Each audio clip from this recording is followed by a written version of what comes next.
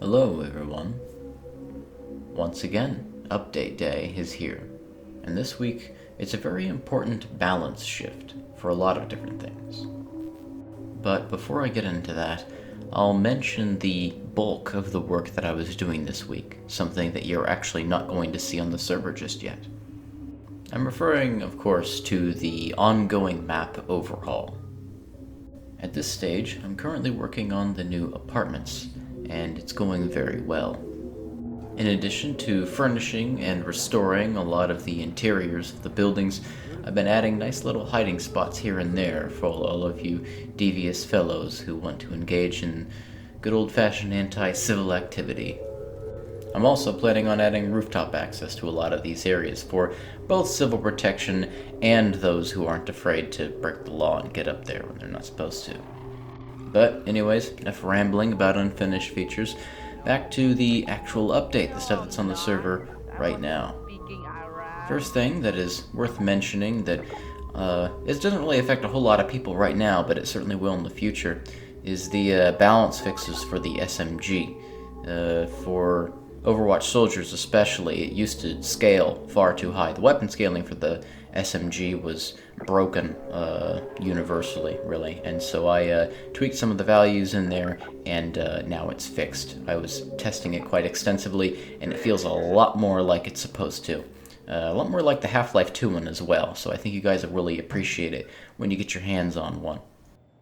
I've also made some very important and necessary changes to civil protection, mostly on the management side of civil protection, making sure that they're behaving the way that they're supposed to and not acting outside of their own regulations. The first major change is the significant increase in the XP required to actually initially join civil protection. Previously, it was 160 XP. Now, it's 800.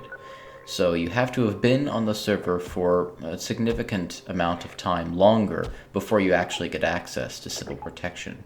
I think it's going to make a really big change in how new units are going to behave, because they're going to be a lot more experienced with how things are here. It's also a worthy goal to look forward to for new players, so they're not just immediately jumping into an entire new faction really quite shortly after joining the server, because it doesn't take very long to earn 160 XP. In fact, most people really can get it on their first day if they try hard enough. Of course, alongside this increased XP requirement, I've also updated the quiz to be an actual quiz. It's no longer simply asking you if you can read. Instead, it's actually asking you some pretty important questions that I imagine even a lot of current civil protection members might have trouble answering. But they're important questions nonetheless. Mostly, it has to do with behavior. It's not asking you about what certain codes mean or anything like that.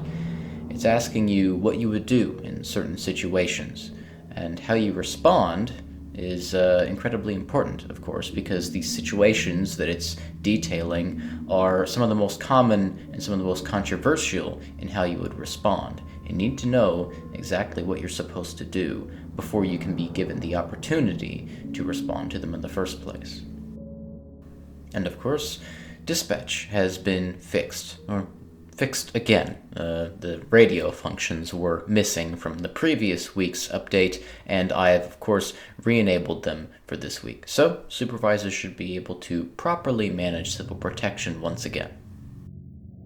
One final thing of note regarding civil protection: the overall number of them has been drastically reduced. It was far too high in the past, intentionally a little too high in some cases, just to help curb the waves of minges that we had early on, and back when stun sticks couldn't actually stun. But now that they have far better tools for actually handling the citizens around them, there doesn't need to be so many.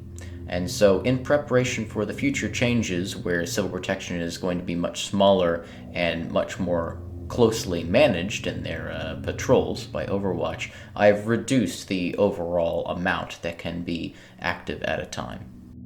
This also has a nice effect of making it so that certain areas which were over-patrolled or camped by civil protection aren't going to have as much of an issue anymore. So citizens that were having extreme difficulty getting out of the city, for example, are going to find it a little bit easier to sneak past some of these existing patrols.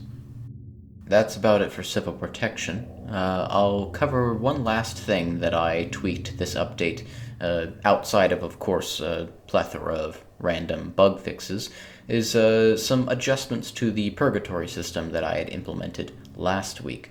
So now the initial punishments that you get from Purgatory are unchanged. However, the initial actual purgatory time that you get is longer. So instead of it just being a very brief sort of warning phase, you get thrown into purgatory immediately.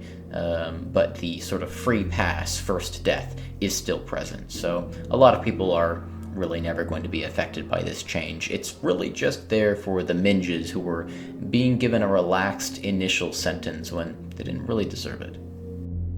Alright, well, that about does it for this week. Now, as I've said before, the map update is coming along quite well. There's no due date for it just yet, but I can say that progress is all going according to my estimates at the moment. And once the apartments are done, I'll be moving on to merging that into the existing map and then implementing Precinct 13. After which, I think it would be good to go for live testing on the root server. Looking forward to showing that stuff to you guys as soon as I can.